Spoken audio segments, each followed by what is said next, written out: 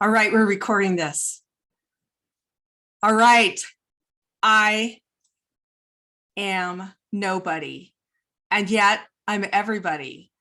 I don't have people sending me emails of, highly confidential intel in the middle of the night, but I know who those people are and I follow them. I am a wife. I'm a mother and I'm a grandmother. And I don't know about you, but I am really concerned. I'm concerned about our freedom. I'm concerned about our rights. And while I don't know all the words of the Bill of Rights and I don't know all the words of the Constitution, but I do know that they are real and they are our God-given right and they are law. And I am part of we the people. And I am clear, if we don't do something now, we could lose it all. I prayed to God, tell me how I can help right now. I'm only one person. What can I do? God said, stand up and do one thing every single day and find people to follow you and teach them how to do the same. Find more people and spread the word and do one thing every day and then do another. We can stand up together and we are strong. We are the majority. We are not the minority. Join me today on Straight Talk with Marianne, and I will introduce you to people just like you and me who are making a choice to make a difference every single day. Welcome, Dylon. How are you today? I'm doing amazing. Awesome. I've got this great guest with me today. And when I was talking about, people locally and people that I know, Dylon came to mind because I admire him so much, not only as a young man in this community, but just the fact that he is standing up, just like me, just like you. Dylon is the host of the Matrix Breakers podcast, and he talks about current events and he talks about personal growth. And some of the things we're going to talk about today are some current events currently happening and events that happened in the past that really set up what's happening today. So Dylon, welcome. And you and I have known each other. We're just talking about that. We've probably known each other nearly a decade, at least 7 years for sure. Yeah, absolutely. It's been an honor to know you and especially being involved in Longevity, a great company, and just the nutrition and something we've been passionate about, which is health and wellness for, like you said, almost a decade, probably you much longer. And to be in the position that we are in today, and then to invite the conversation we're going to have today, I think it suits both of us really, really well. Perfect. Well, one of the things that we talked about is how did the medical model get to where it is today? And I got an interesting story. I was really looking for something for my son because he played competitive hockey. It's very expensive. I'm just saying, as a mom. And, one of the things when he would get sick, I would be like, oh my gosh, he's got yet another sinus infection. This is crazy, which took him off the ice. And when I talked to the doctor, I was like, what could we do?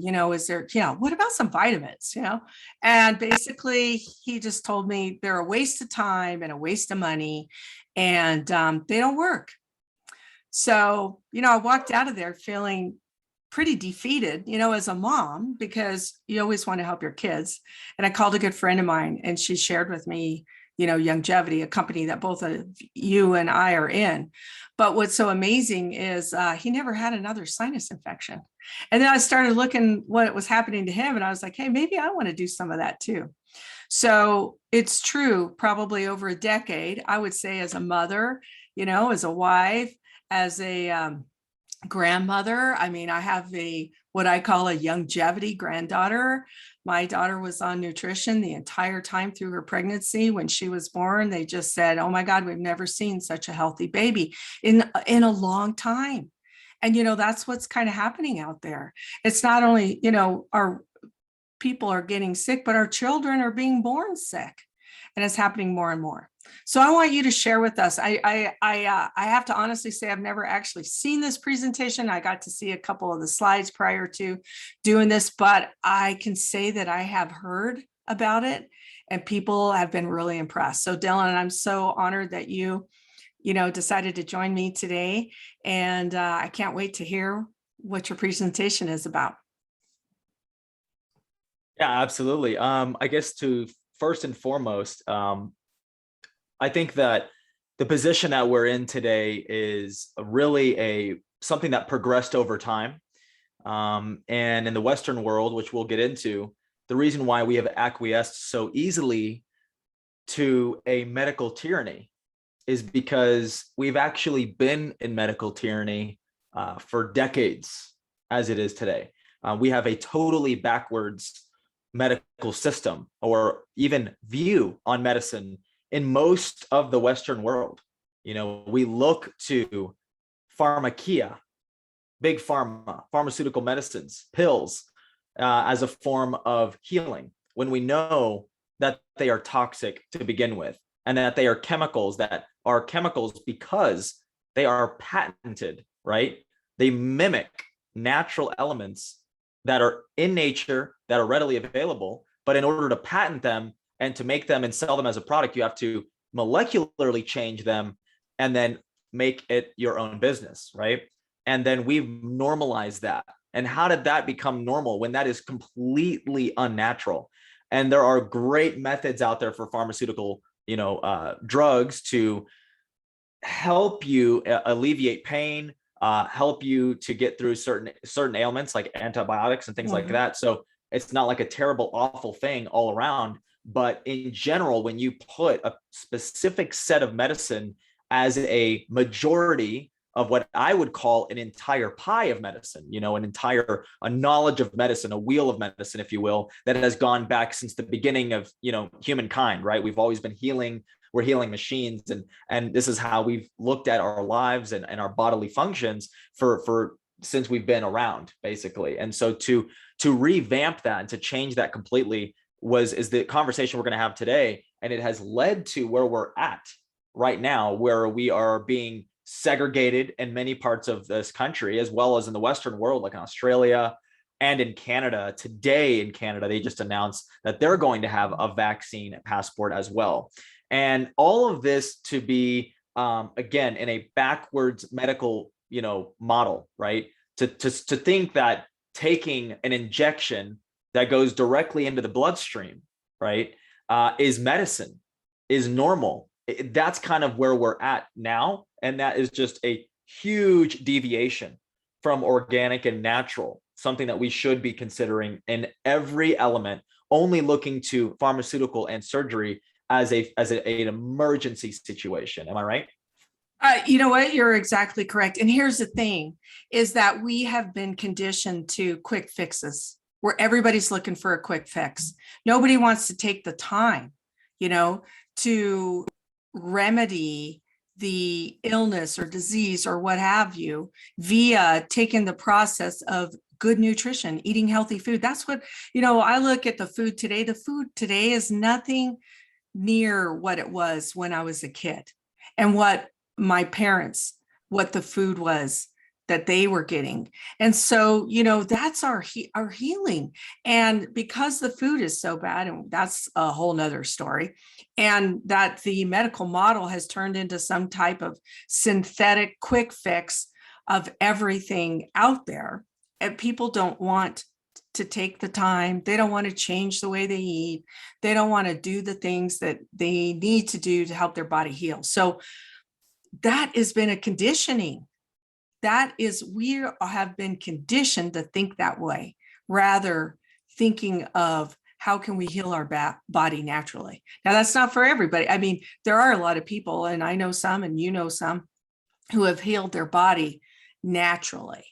And we can talk more about that at another time, but I'm excited. Let's hear what you got to say. Absolutely. And yeah, I mean, just people are dying of heart disease, right? Heart disease in America is the number one leading cause of death. A lot of people are looking at numbers and looking at death all of a sudden as of 2020. But as I've been saying for a long time now, we've been in a health crisis since before 2020, of course, Right. with the lack of nutrition and the diseases. People are dying of natural causes that could easily be preventable given a lifestyle change, right? So yeah, without further ado, I'd love to just share this presentation I have. And for those who are actually watching, or well, those who are listening, you can find this video. We'll put it on Rumble. We'll put it on YouTube if it doesn't get taken down. But we'll make it readily available. So for those of you who aren't really, or just listening, you might be able to listen and you'll still get value out of it. I'm just letting you know that you can watch it. We are showing a bit of a PowerPoint, has some visuals here for all of you guys to take into account. And then I'm going to have Marianne chime in anytime that she'd like to as well. So if you don't know, I am the host of the Matrix Breakers podcast. Been doing that for a couple of years now. And we talk about personal growth. We talk about current events, and I've broken down the matrix into a physical matrix, a financial matrix, a spiritual matrix, and then a political matrix. So there's all these systems of control, and we address all of them in the podcast and in different manner, and have some great guests on there as well. So that's something for you guys to consider. Now, to start, let's start from the beginning of this country. Now, I will say this up front. I'm not going over the history of all medicine, but what we are going to we're going to cover today is going to be the history of modern medicine. How did we get where we're at today, right? And let me start by sharing with you guys all a quote from Dr. Benjamin Rush. He is one of the signers of the Declaration of Independence, and he was the first United States Surgeon General. It was called a different name back then, but he was the doctor. He was the nation's doctor. Okay. And he actually was a part of the surgeries and all the things that happened in the American Revolution. And he was by Washington's side in many cases during that time. So a very significant individual. And this is what he had to say during one of the constitutional debates that they were having. Let me quote: "The Constitution of this republic should make special provision for medical freedom. To restrict the art of healing to one class will constitute the Bastille of medical science. All such laws are un-American and despotic.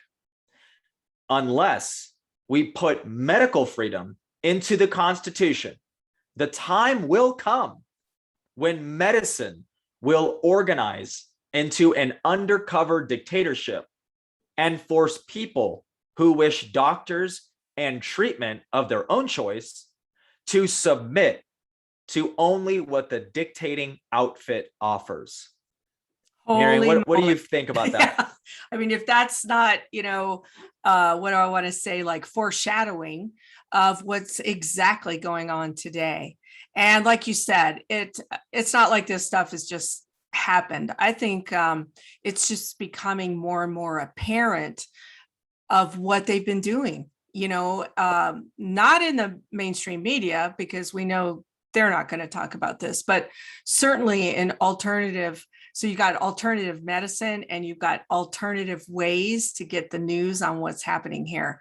And this is exactly what in a way it has happened, because they are in the process of dictating to us who and what type of treatments and what doctors we need to see. Yeah, this is crazy. Absolutely. Yeah, great quote. And everybody should write this down or even record that and send it everywhere. But let's actually take a moment and let's break this down into what he's saying.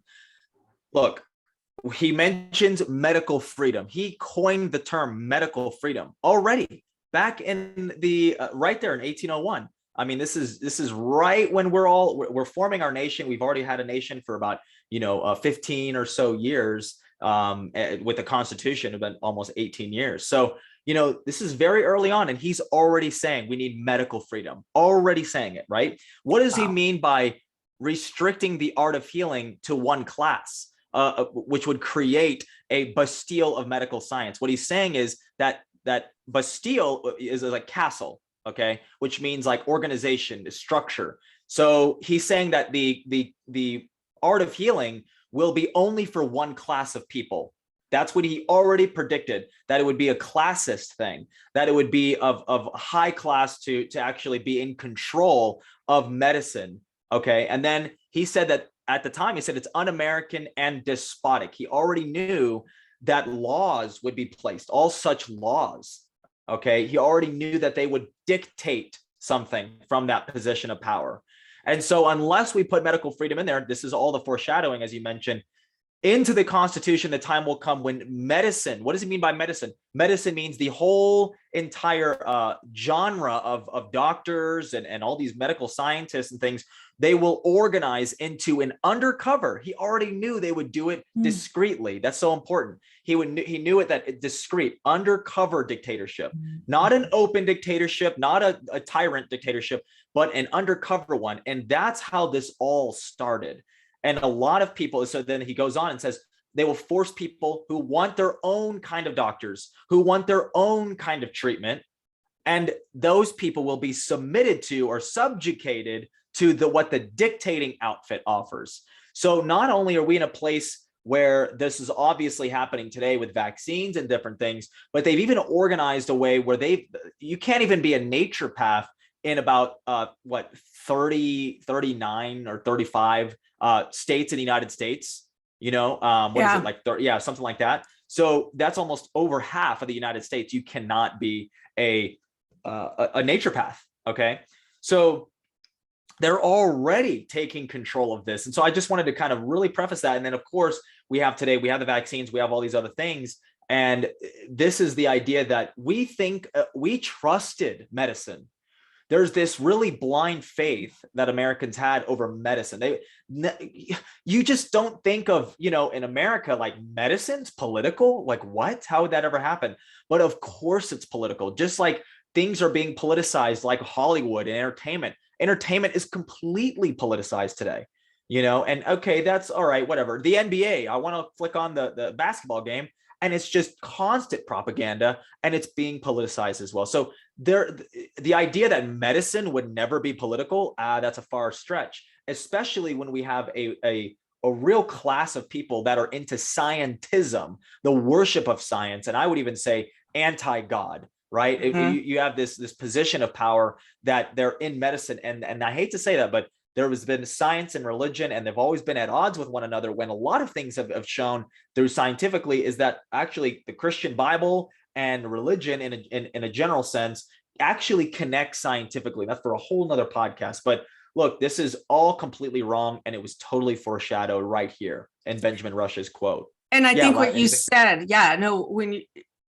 talking about this and talking about the propaganda. And here's the thing is that I have had numerous experiences with doctors. There are some really good doctors out there.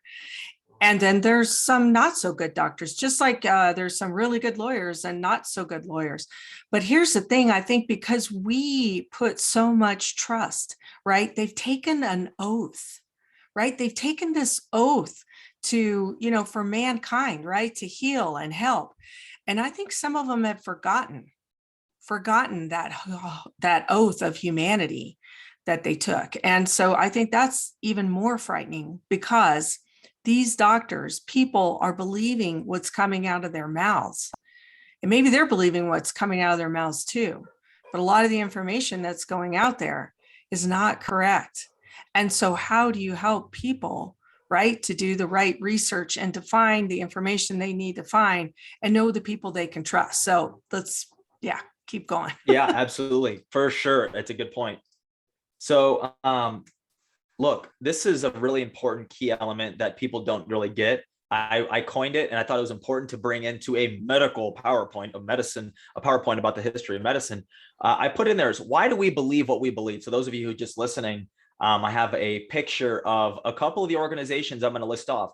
The World Health Organization, we have the Club of Rome, we have the Rockefeller Foundation, we have the World Economic Forum, we have the Trilateral Commission, we have Club Bilderberg, we have Monsanto, we have Bayer Pharmaceuticals, which just bought Monsanto, and then we have the Council on Foreign Relations. When I ask you, why do we believe what we believe? Now, these aren't all the organizations, but it is because of these particular groups, okay? These groups are dictating the way you think about the most important topics in the world. Okay. The World Health Organization, if you have the stamp of approval from the WHO on whatever science you're saying or whatever words you're saying, people take it as God. Okay. Look, there's the Rockefeller Foundation. We're going to get into the Rockefellers as well. But to this day, they still dictate policy, world policy, okay, in different nations around the world. The World Economic Forum, that's also an international group made up of bankers who dictate to the world economic policies. Okay. People involved who are members of the World Economic Forum are heads of state all over the world. They are presidents, they are prime ministers, kings and queens. I mean, they're all part of the World Economic Forum. So I can go on and on and on, but really these are think tanks. Think tanks are like organizations that pretty much come together and say, this is what we have to convince the public on. So we need to disseminate this information. If you look at the Council on Foreign Relations right there, the Council on Foreign Relations is a Rockefeller organization made in 1920. And this was to control the media, but more importantly, the Council on Foreign Relations, you can go to their website right now, they dictate policy in the State Department. Since 1920, every single Secretary of State has been a CFR, or what we would say Council on Foreign Relations member. If you're not a member, if you're not a part of that club, you will never be a Secretary of State, except one, which was Trump's Secretary of State. His name is Mike Pompeo. He was the first one since the founding of CFR that was not a member of the CFR. Okay, so I'm just giving an example of some of the awakening that's been happening, but the CFR controls the media. You can see in these little, even tinier pictures, those are major influencers in media. Yeah, you can see some black and white there. I was going to say, yeah, there's like, I can see CNN and NBC and CBS. And, you know, something that when I was growing up, I remember my mom always saying, well, you know what they say? They say we should do this. They say we should do that. And I'd be like, who are they? Who are these people? Well, this is who these people were. And that's that conditioning. Like you said, why do we believe what we believe? Is because this is what's been just, what do I want to say, you know, pounded into like my parents' brain. I don't know about your parents, but you know, they believed all of this stuff. This is where they got their news. This is where they made their decisions. This is where they decided what kind of medical treatments they were going to get, you know, who they were going to talk to, what shows they were going to watch. I mean, completely brainwashed it. Did I say that aloud? Okay, go ahead. Yes, and they create the false dichotomy. So they might even have a differing of opinions in different news stations, but they're bringing about a topic that maybe we don't even need to be talking about. And that's called the mass distraction campaign in many cases. We have a lot of those as well. There's a lot of things that should be in the news that aren't. So again, this is a way to control and shape public opinion. And here's the best part about this entire thing that I'm sharing with you guys today. The public has the power. These think tanks spend billions of dollars every single year influencing the public. That means, why would they, you have to ask a question, why do they spend so much money? Why do they spend so much time over controlling narratives and curbing public opinion? Is because the public, the masses, control the world, not them. They are the dictating outfit. They are only the chief executives over these specific organizations. They have no real power, right? It is we, the people, that have the power. That is why they fear information like this so bluntly. We good on that? Any other comment on that? No, Mary? I agree. No, I totally agree. Totally agree. Yeah. Okay, so I've got a picture here, guys, of an antique medicine bottles. These are a handful of things. Of course, if you're listening on the podcast, we've got headache capsules. You know, we even have cannabis, and we have heroin that was readily available. These are opiates, right? Pain relievers, things like that. They have a pain balm, and these are made up of plants, a lot of plants. Okay. And that was our way of medicine back then. And I would personally, maybe not right there, right now, but back then, I would imagine that some of these little bottled up, you know, products are probably safer and have less side effects than the pharmaceutical drugs of our modern day and age. Oh, absolutely. That is incredible. To say that I would trust that medicine of that day if it's just a The bunch of snake plant, oil, they were selling the snake oil, which was really good stuff. Right. And it's funny because there really was a scandal. It's funny how they take things like that and they expand it, but there really was a scandal. John D. Rockefeller himself was selling snake oil, but that's a whole nother history. Right, But right. snake oil was a real problem, actually a real thing. And they were like, oh my gosh, somebody's going around selling snake oil. So this kind of actually became a part of the American dichotomy. Even back then, they would demonize these kinds of things. And so I showed that picture, and I just wanted to make sure to narrate for those who are just listening. But look, you've got medicine in before the 1900s. This is medicine in America. So look, you have 4 different types of medicine. If you could classify different subgroups, but really the wide-ranging ones are the following. You have something called allopathic, which is more of the conventional model. This is definitely useful during trauma-based Medicare medicine. Of course, you have a surgery, things like that. But of course, allopathic, we're still conducting experiments like bloodletting back then. They were bloodletting. So they were thinking if you had some kind of disease, it meant you had dirty blood, right? Which they had it, they almost had it, but they thought that if they drained your blood, that somehow that would help you, right? Of course, we found out later that was a total falsehood. And you'd be funny because even back then, people out in the country that were expanding in the western parts of America, the places like in Ohio and Tennessee and as far as Texas, they just had this really mistrust of of medicine on the East Coast. This was like an East Coast thing where the allopathy, you have to travel to go get surgery and stuff like that because all the surgeons were there and things like that. And so that's kind of how medicine was. So really medicine it wasn't even as profitable from what I understand in my study of this history. It was not a profitable venture. And a lot of doctors just weren't trusted. And it was for a richer class if you wanted to go to the doctor. But more importantly, you had people like naturopathy, right? Naturopathics, which focus on a healthy lifestyle. They think to you, okay, well, look, you have this issue, but why don't you change your lifestyle a little bit? And maybe this problem will go away. That's kind of their mindset on things, just generally speaking. Of course, naturopaths are very in depth, and today I would consider them very clinical even. The next part of medicine back then was homeopathy, right? They focused on holistic treatment. So if you come in with some kind of, stomach ache or stomach ailment or a kidney illness, the homeopathic doctor doesn't look at you with a specific problem in the kidneys. They look at you as a whole, right? And they want to address the wholeness that you are. And once we address the holistic nature of who you are, then these smaller problems that the more specific ones you're having will eventually work themselves out, right? I would even consider that a holistic approach, which is like the 90 essential nutrients we've known a lot about. It's a holistic approach, right? Sometimes Wallach can just say it bluntly, but you're like, no, actually, he's kind of right. If you do take all the elements in, all the elements will be dispersed in the right kind of ways, especially if you have injuries, things like that. Your body knows where the traumas are in the body. So, they'll be able to facilitate nutrients and the flow of the blood to go into specific areas, right? And the last kind of medicine is called eclectic.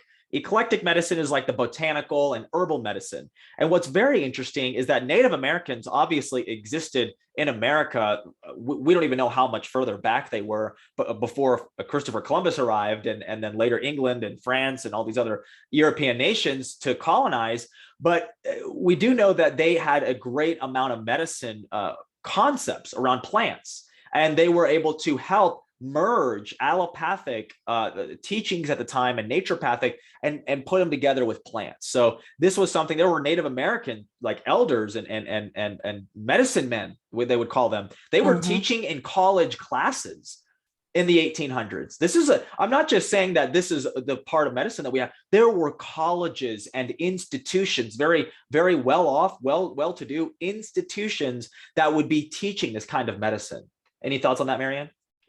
Well, my great great grandma graduated as a woman naturopath, and she was the first woman in this, I can't remember what the college was, but to graduate as a naturopath doctor back in, I'm sure the early 1800s. Wow. I'll have to get more details amazing. on that, but isn't that crazy? Yeah. I mean, I saw the picture, and she's in the picture. So, but here's the thing is, on here you talk about cannabis and, CBD and CBG again, that has been something that has incredible healing properties that has been demonized about what results that you can get, anti-inflammation, all types of things, and what it took, right, to get that back into really our culture, because it was so demonized that nobody wanted to touch it with a 10-foot pole. And so, basically in that the farming bill, which I'm going to have that gentleman on my show in the future, who wrote the actual farming bill to get the cannabis. Am I saying it right? Cannabis, CBD, cannabis, CBD, CBG. Products available, not only in a medical way, but holistically as well. So great stuff. Yeah, I think absolutely. I've seen some of this stuff back in the day. Yeah. Funny enough. So cannabis has been, they knew about cannabis in a wide ranging way. I mean, they already had the names. They had the names indica, sativa. They already had the strains. I mean, this is incredible. So it's a whole industry that basically died. And we're going to talk about how that even happened. So what's important is John D. Rockefeller plays a very important role in medicine. How did that happen? And I want to preface by saying this. He is not alone. There are other people, the Carnegies and other very influential figures that weighed in on medicine, and they wanted to rebrand it. That's a good way of putting it. But they wanted to destroy what was medicine back then, and then rebuild it from the ground up like a phoenix. That's really what Rockefeller did. And let me tell you how that even happened. John D. Rockefeller was very intelligent, where he got petroleum back in the 1870s was where he hit his big mark in Ohio. And what happened was he started to utilize all aspects of oil. He realized that oil could be used in different products, and it wasn't just good for oil lamps. Back then, there was no electricity, right? So the big oil was actually not for cars, obviously, not for electricity, nothing like that. Not for engines, because that wasn't even a thing yet. It was for candles, right? Lanterns. And every home across the United States obviously used oil to light and light those candles and light those lanterns and keep them lit, right? Even the nicest parts of America and also the most rugged and rural parts of America used this oil. So what happened was John wanted to expand his business. And he said, look, I mean, petroleum and oil could be made up in this and made up in that. If you just extract the oil and put it into its base layer, and then you can reconnect it and reconvene it into all kinds of products, right? And that's when this German chemist was the first to develop aspirin in the 1890s. And he did that as a pain reliever. So he developed aspirin, and he used petroleum-based products. And of course, we all appreciate aspirin, and the concept of a pain reliever. But this idea really just blew John D. Rockefeller's mind. He said to himself, wow, I mean, I can really take my petroleum and put it into medicine and then charge an incredible amount for like what could be a really inexpensive product to make. That's essentially what happened here. He decided to get into the medicine industry. But because people were so skeptical of allopathic, and they were so skeptical of doctors and the American Medical Association, and guess what? Generally speaking, if people fell ill and were sick, they went to their midwife. They went to somebody in the local community, and that local person, that was a totally normal thing, by the way, to have a local, a person who is dedicated to naturopathic medicine or had some kind of herbal remedies, all kinds of very inexpensive remedies to handle your stomach ache, to handle your infection, to handle different issues in the body. And that was totally normal. So look, people didn't even need the medication that Rockefeller wanted for us. We didn't need it. We didn't really even want it. And people did not trust.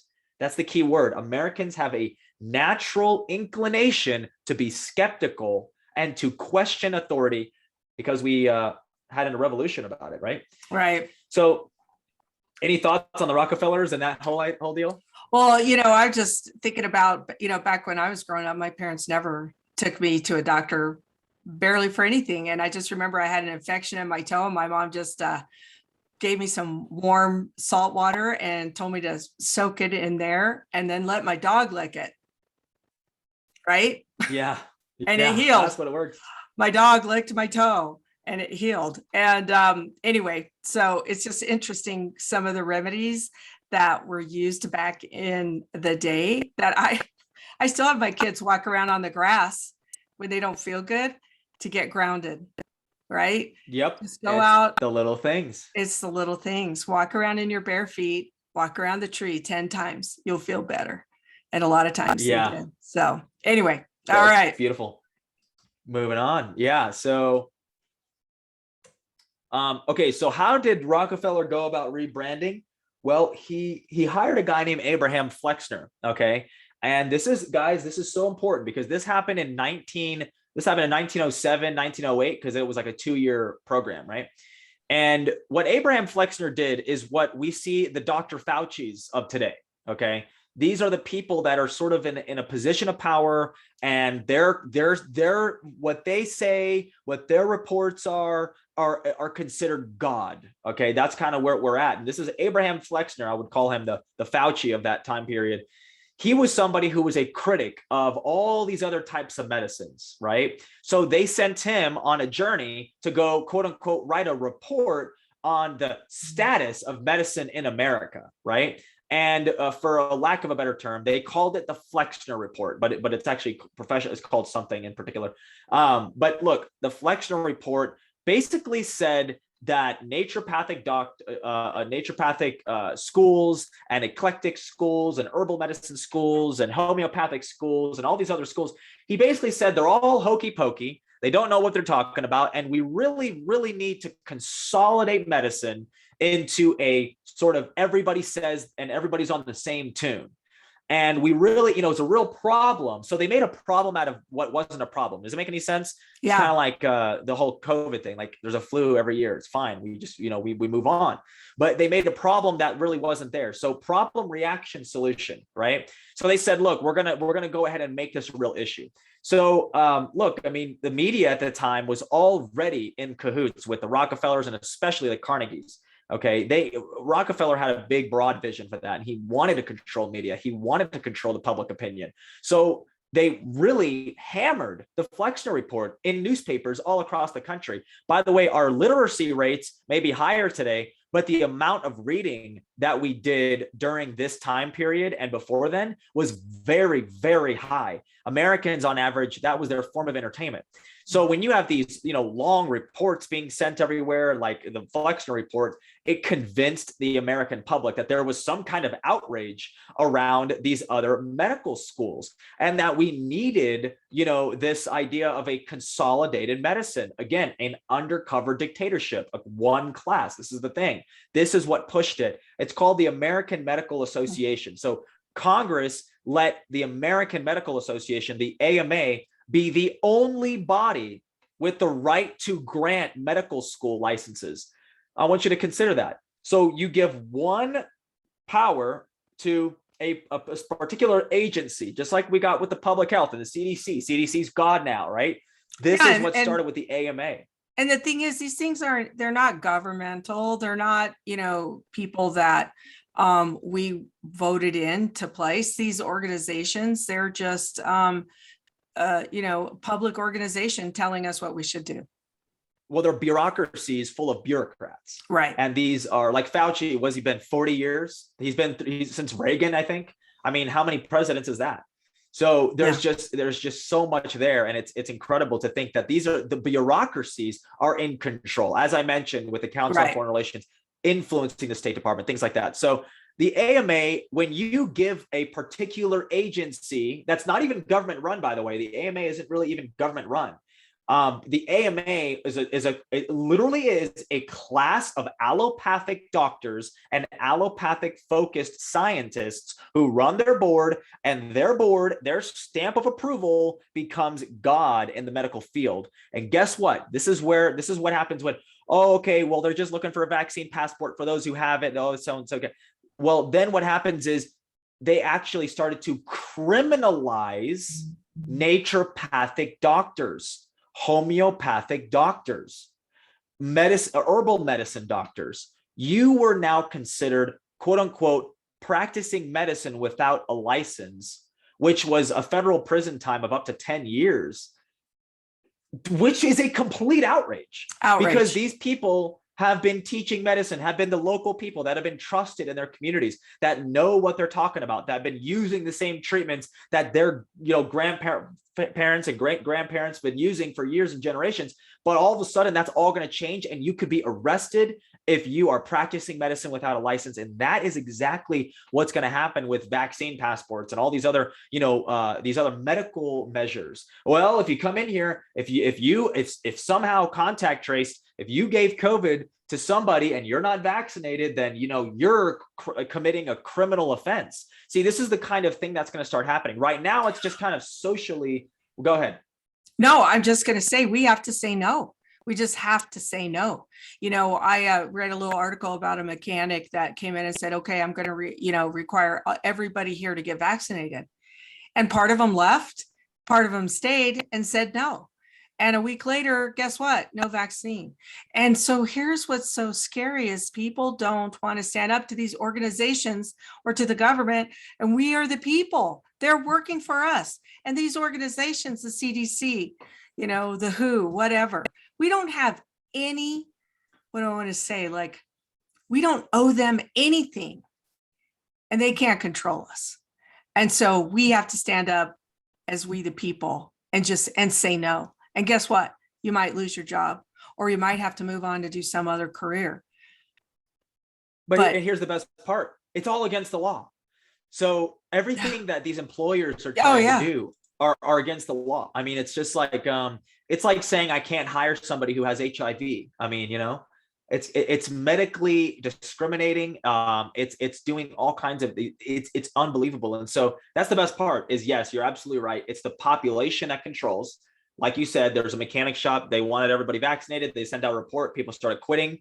And then it's like, oh, wait a second. Oh yeah, I guess the working class doesn't trust these vaccines. And again, all of this is going to come down to it. Maybe even another podcast we can do together can break it all down. Because I've got the medical literature. I've read through it myself and I understand it. I mean, I'm not a doctor or a scientist, but it's pretty common sense about what these can do to you. And so it's really, really terrible and should be. If you haven't already, you should never get vaccinated. And if you have a Pfizer vaccine, you got a Pfizer vaccine and you're listening to this, do not under any circumstances get the booster shot. Doesn't matter what kind of coercion they try to pull on you or anything, you cannot do it.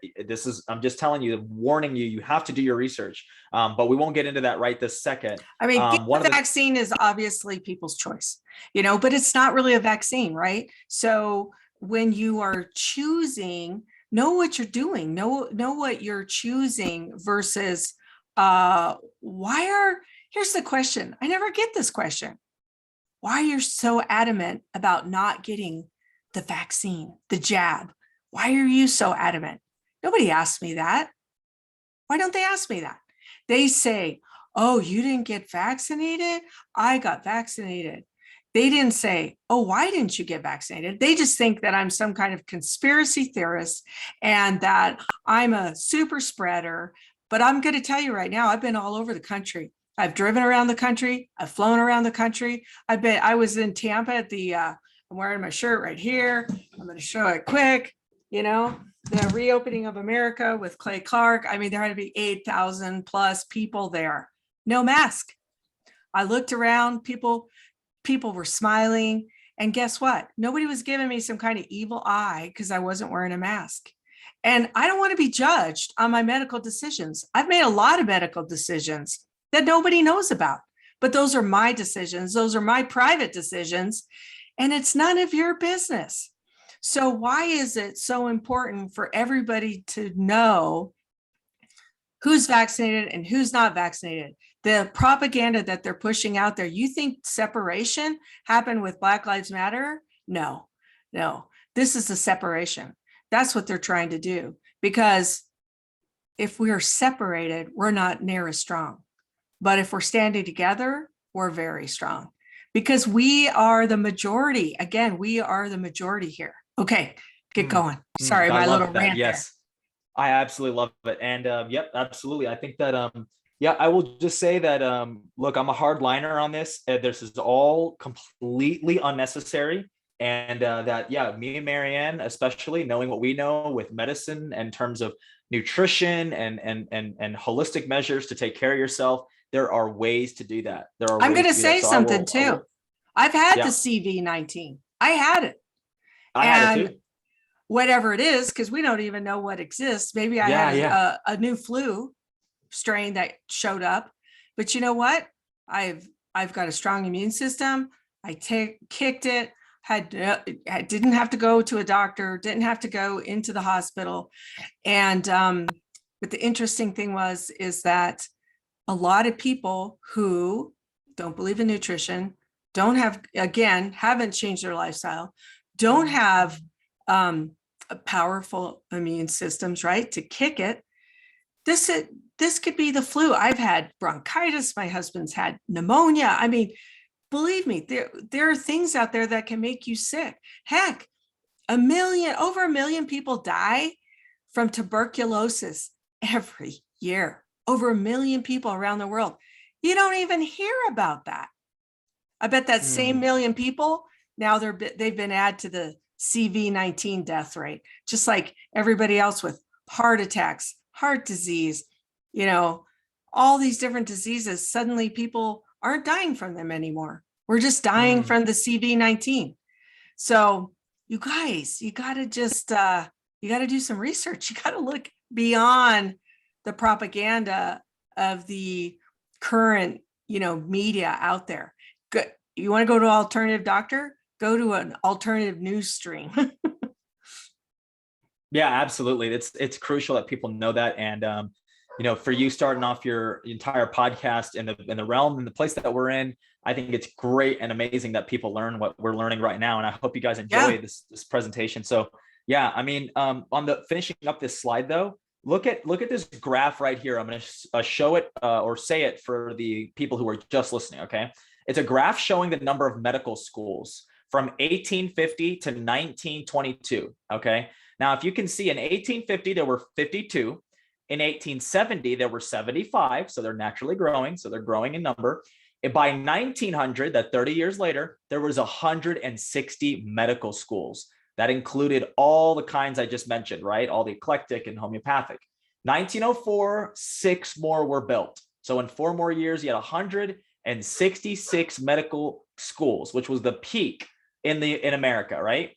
After the Flexner report came out, these not only were doctors criminalized, right? All this stuff happened, but these schools were shut down. Look at this, guys. 166 brought down to 81 because of parents and people. Oh, no, I'm not sending my kid to this school. It's an evil school. It's teaching weird stuff, right? And that's the concept. And that it destroyed medicine forever because they cut those medical colleges out. And the only ones left were only allopathic. And they were all, just like Flexner said, singing the same tune. Mm-hmm. That is the critical changing agent by 1922. So that's important. That's important. That's what happened in medical schools. And there's a whole nother history to that. There's a whole bunch of pharmaceutical history and big pharma growing in the 1950s and 60s. There's a whole bunch of history, and we're not going to get into all that today, but I just wanted to get to that point where it's the genesis. Where was that major shift? And that major shift happened in the early 1900s, late 1800s, during this radical transformation of the country where we just totally changed the way we approached medicine. And ever since then, we have been more diseased and sick. Okay. Now, look, this is a very important document. This is like one of the final slides here on the presentation itself. The Senate document 264, you can go look this up yourself. This is a government website. It's a government file that was from 1936. Okay. It was considered a national emergency at the time that we had nutrient deficient soils. Okay. So now on top of this change in medicine, after about 15, 20 years in 1936, we have the Senate meeting in a what's it called? A classified briefing on the agriculture situation in America. And here's a quote that I will read directly from this document. This document is consistent with testimony to the Senate. And just so you know, this person who is giving testimony, his name is Dr. Rex Beach. This person saying this testimony is under the he's under perjury, right? The what's it called? He could be prosecuted for perjury, for lying to the Senate, if he were to lie in the statement that I'm about to tell you. Okay. So this is what he had to say in a conclusion to what they discovered in his research. This is the quote. It is bad news to learn from our leading authorities that 99% of the American people are deficient in these minerals. He is referring to nutrients, minerals, and that a marked deficiency in any one or more of the important minerals actually results in disease. Any upset of the balance, any considerable lack of one or another element, however microscopic the body requirement may be, and we sicken, suffer, shorten our lives. What do you think about that, Marianne? Wow. I mean, that's something with you and I being involved in longevity and nutrition in general. We've known this for a long time. And that's what we're seeing. People think disease, just kind of shows up. But most of the time, your body is, your body is in either a breakdown or build up state. Let's just face it. If you're an athlete and you're out working out and whatever, you are breaking down. So you've got to do something to replenish that, right? You've got to do something to build that back up. And what this is talking about, what Rex is talking about right here in this document, is exactly what has happened in this country. And there's lots of reasons for that. I'm just going to say, that we used to not have dams. And so all of our rich farming, land was flooded. And in those floods, it was resupplying the nutrients back into the soils. Slowly but slowly over years, you've seen these dams being built, and the farmlands were no longer, getting supplied the nutrients, the minerals, the microscopic, information that our bodies need to stay healthy. And so within a couple of years, the soils were not producing. They weren't producing like they were before. And that's a whole nother show, but that's when, right? Chemical fertilization. This is not putting nutrients back into soil, folks. This is only making sure that the corn grows green and yellow. Doesn't mean it's got nutrients in it, just the fact that it grows. And pesticides, right? Because pesticides, insects feed on dead things. Do you notice that? Like something dies and right away they're on there, they're eating it up. Well, guess what? Why are they eating our current farming foods why is it so imperative that we use pesticides? Because they know that our food that we're growing right now is not healthy. It's not healthy, and they're eating it. So again, that's all for another story. Is this the last slide? Yeah, this was the last slide on this particular part. Yeah. Well, I guess I do have this kind of a rounding overview of the SICK model. Okay, perfect. But yeah, this is it. So the SICK model, for those of you just listening, it's a cycle of business. So there's a concept here. I just put it there. Cure someone with inexpensive treatments quickly, or treat them with profitable medications for their entire life. That's a question. And that is the model they decided on. They'd rather treat people, treat the symptoms of a particular issue with profitable medications. And we have a quote here. Well, not even really a quote, but kind of a saying that Dr. Wallach likes to say, which is managing symptoms without addressing the root cause is equivalent to cutting the wire to the warning light in your car. Your car may not break down right away, and you won't have to see the dreaded check engine light, but eventually your engine will fail. And this is encompassing all of this with the nutritional deficiencies, the medications that do kill people, up to 100,000. They did a study, 100,000 a year die from pharmaceutical drugs prescribed by their doctor perfectly.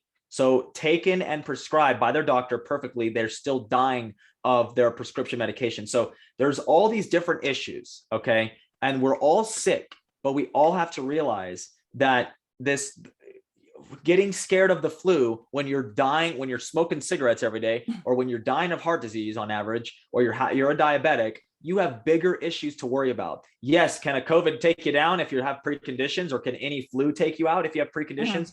Absolutely, of course, but you cannot live your life afraid of a virus, right? And this is why we are where we are. We have to recognize the individual power that we do in fact have, right? And I'll say this as a quote by Thomas Edison to finish. The doctor of the future will give no medication, but will interest his patients in the care of the human frame, diet, and in the cause and prevention of disease. That is where we have to shift our mindset. It's where me and Marianne have been in our mindset for over a decade when it comes to the body, when it comes to our health. We realize how we work, how the body functions. And so when we are being propagandized by the media to be in fear of particular ailments or issues, even if the media had heart disease as a major issue and made that the biggest thing ever and closed down all the McDonald's everywhere, I'd still say that that's not the way to handle it. It's not fear. Out of fear, we don't take those kinds of actions. We're always afraid. That's BS. We have to live in faith, and we have to live with God's design of our body and do those things that are necessary for our body's health, so that we can live a long life and we can live healthily. That is the whole point of really the presentation, but also, our conversation probably today. Yeah, are y'all done with that? Yeah. Okay, perfect. Yeah, I just wanted to say a couple things because what we're just talking about here, living in fear, right? So fear, stress is really bad. It's bad for your health. And so guess what? If the more fear you're living in, you're probably even more susceptible, right, to what's happening out here as far as, and I think what they've just discovered is that this might not be a virus at all. This might be a bacteria. And how have they, gone about exposing, people to this bacteria? So I am an anti-masker. Somebody told me it was plastered all over my Facebook page. I had to go back and look at that. And I didn't really say anything about it. And, but you know what? I've been into stores and they've told me I had to wear a mask. And I just look at them and say, I don't want to wear a mask. And I said, so I can leave. And they're like, well, we don't want you to leave. And I said, okay, I'm not going to wear a mask. Oh, but you have to wear a mask. Well, then I'm going to leave. And I've done that, several times. Most of the time, I walked all the way through DIA, no mask on, walked past 3 cops. They just, if everyone in that airport was not wearing a mask, who are they going to talk to? Who are they going to tell, oh, you need to put a mask on, right? And so and people think that there's some virtue to wearing a mask. And yet, one, we already know that doesn't really stop this. And 2, it's very detrimental to your health, I'm just going to say. So I was talking to a friend. They have a little granddaughter. Our granddaughter is a little over 2 years old. She's never worn a mask. She's been all over the place. We've been to family reunions, weddings, what have you. And she's never been sick. She had one little intestinal thing, and we think that's because her stepbrother was shooting pool water right into her mouth with a squirt gun. Okay. Yeah, there you go. She had the runs. But you know what? I talked to another friend who's just terrified. Her granddaughter wears a mask all the time. Why would you let your granddaughter run around without a mask? And she hasn't got the COVID. She's only been in the hospital once because she had bronchitis and had to be on oxygen and all this kind of stuff. They don't even put the 2 and 2 together. That she's got lung disease. Pleurisy is on the uprise, right? Because these poor kids are breathing these, germs and what have you in and out all day long. I've even seen kids sneeze in their mask. And then they just breathe it back in. Oh my gosh. It's disgusting. It's I see disgusting. adults do that. Yeah. Yeah. Yeah. And so, people are terrified over something that there's nothing to be terrified about. Have people died? Yeah, they've died. I've had people die of cancer. I've had people die of heart disease. I've had people die of being obese and having diabetes and having, numerous ailments with them. And if, like you said earlier, if they got the flu, if they got something else, they might not have made it either. But the other thing I want to say is the protocols that the hospitals and the doctors have for this particular whatever are not good. They're not healing and they're not saving people. But there's other doctors out there that have been suppressed who have things that can help people get through this. And they have been demonized. Again, the demonized, right? Now they're wackadoodle doctors. These have been world-renowned doctors. These have been doctors that people have looked up to for years. Dr. Tenpenny, Dr. Gold, Dr. Ruby, that's on, Stu Peters show. And let me tell you, I watch these people and listen to these people, and there are amazing people out there that have information. So if you go to my website, straighttalkwithmarianne.com, I have a list, and I'm getting more. I have a huge database, and we're adding them on there daily to people who are telling the truth, to doctors who are telling the truth, who lawyers who are telling the truth about what's really going on out there. And when I was talking about standing up as a community, standing up as a group, standing up as we the people, we have way more power. So just, leave your fear at the door and do something. Stand up, help humanity, because really, we're pretty close to losing it right now. If people won't stand up and do what's right and just say no, just say no, just do it. Just say no. That's what I'm saying. All righty. I'll say this last thing, which is that, look, you have bureaucrats, as we talked about, who are trying to put in measures onto these businesses and all these that are exporting their influence to businesses to put in a mask mandate, put in the vaccine mandate on their employees, vaccine passports on their consumers that walk in and out of the door. And what's happening now is that it's like, it's typical bureaucrats who don't know business. They don't know how that works. But even if you have a population that's, let's say there's 30%, which I think there's more than that, probably 45% of people, 50 even probably, that have not taken these shots, that were skeptical and they're still not going to take them. They never will, right? If you're losing even 20% of your business every single month, just chop 20% off the population that you're supposed to be seeing that are coming into your restaurant. And let's say you lose 20% of your employees, 30% of your employees. And then you put in these measures, and it's already hard enough to get employees because everyone's on welfare. So what the government's doing is too much. Actually, it's actually backfiring, because businesses, even business owners who, like that grandma, that friend of yours who's like, I cannot believe your child isn't wearing a mask, which is disgusting. It's disgusting. It's child abuse, right? Okay. That woman, let's say she owns a flower shop or something, and then people are quitting, and then people can't come. Let's say y'all are friends or something. You can't come into her flower shop now and buy from her because you're not vaccinated. So what's going to happen is people even like her who love the vaccine and probably worship Dr. Fauci, have an altar of him. Even people like them are going to start realizing, like, wait, I can't. It's going to be overload, computer overload. Like I can't run my business. I can't live my life and do everything that this medical tyranny is telling me to do, because not enough people have gotten vaccinated. And if we stay the majority, right? If we stand our ground and just say no to the vaccine, no to the measures, no to the masks, no to all this stuff, what's going to happen is there's going to be a tide turn against this entire operation, which is already happening. And that is why even in Colorado, which I would say it's a conservative state, but let's say it's run by liberal, like more leaning. Yeah, I agree. We don't have that, any kind of We don't kind of have any mandates. We don't have any mask mandates again. We don't have any of it because I think personally, I just think the bureaucrats are too afraid to do it again. I really think they're too afraid. They better And be. now that the FDA has passed this Pfizer, which is the worst, by the way, And I the don't think worst, it's the actually mRNA. passed. I'm Exactly. hearing. They're Yeah, saying it's that not it's like official. it's just a part of this approval process. It's all fake. It's all ridiculous. The whole thing has been ridiculous. Okay. But the point is they're going to use that to try to do this even more.